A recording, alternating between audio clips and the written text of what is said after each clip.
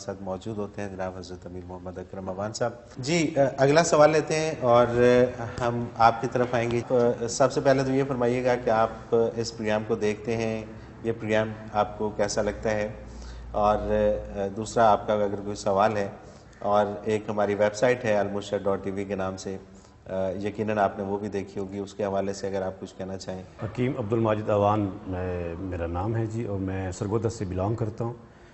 حضرت جی مدعو علی نے اس پروگرام سے جب سے یہ المرشد آپ نے پروگرام شروع کیا ہے تو اس کا ایک لوکل لیول پہ، ایک نچلے لیول پہ ایک عام سادہ جو بندہ ہے اس نے اس سے بہت زیادہ مستفید ہوا ہے، اور بہت سارے لوگوں سے اس حوالے سے بات ہوئی ہے، تو انہوں نے کہا کہ ہمیں اس پروگرام کے ذریعے وہ معلومات ملی ہیں جو اس سے پہلے ہم نے کبھی کسی علماء سے یا کسی فارم سے ہم نے وہ حاصل نہیں کی۔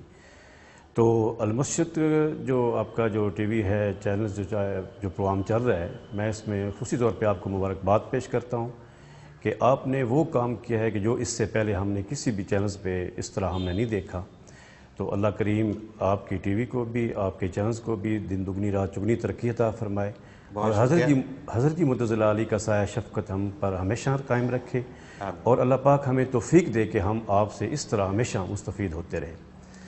تو جس طرح آپ نے یہ بات کی، تو میرا حضرت جی مدعو علی سے یہ سوال ہے کہ کیا اسلام سے پہلے بھی نماز، روزہ، حج اور زکوٰۃ ہوا کرتا تھا؟ جی یہ چیزیں شروع سے ساتھ آ رہی ہیں، لیکن ان کی کیفیات مختلف تھی۔ مطاف میں میرا ذاتی خیال یہ ہے کہ 100 سے زائد انبیاء دفن ہیں جہاں ہم طواف کرتے ہیں۔ ٹھیک ہے۔ تو یہ بیت اللہ شریف ایک پہاڑی پر تھا، ارد گرد نالا تھا گہرا، اور جتنے مکہ مکرمہ کے بازار ہیں یہ سارے نالے تھے، پہاڑیاں تھیں درمیان، برساتی نالے تھے۔ یہ سارا پانی آج بھی حرم میں آ کے جمع ہوتا ہے، نیچے تہہ خانوں کے نیچے آتا ہے، پھر ایک وادی کی طرف چلا جاتا ہے۔ صحیح۔ اس لیے جب سیلاب آیا تھا تو حرم کے تہہ خانے بھر کر بیت اللہ شریف بھی 6-6 فٹ ڈوب گیا تھا، کیونکہ سارے شہر کا پانی یہاں جمع۔ آہستہ آہستہ آہستہ آہستہ عمارتیں بنتے بنتے وہ سارا خلا بھر گیا اور بیت اللہ شریف کے برابر زمین ہو گئی۔ تو جن نبیوں کی امتیں ہلاک ہو جاتی تھی وہ بھی سفر کر کے یہاں جاتے تھے۔ نوح علیہ السلام کے زمانے تک تو آدم علیہ السلام کا بنایا ہوا بیت اللہ رہا، ان کے طوفان میں بیت اللہ بھی بہہ گیا۔ حجر اسود جبرائیل امین کو حکم ہوا، انہوں نے اٹھا کر ایک پہاڑ میں محفوظ کر لیا۔ پھر ابراہیم علیہ السلام نے اس کی تعمیر کی۔ تو جب بیت اللہ نہیں تھا تب بھی انبیاء اور ان کی امتیں یہاں آ جاتی تھی، یہ تاریخ کا حصہ ہے۔ تو یہ سارے کام تھے، لیکن ان کی نوعیت کیا تھی وہ اس زمانے کے اعتبار سے تھی۔ ٹھیک ہے۔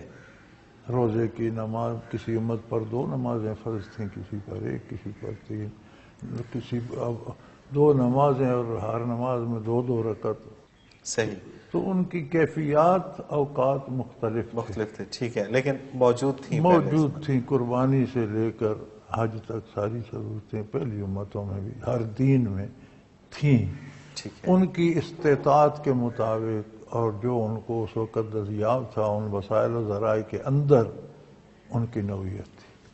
صحیح، بالکل۔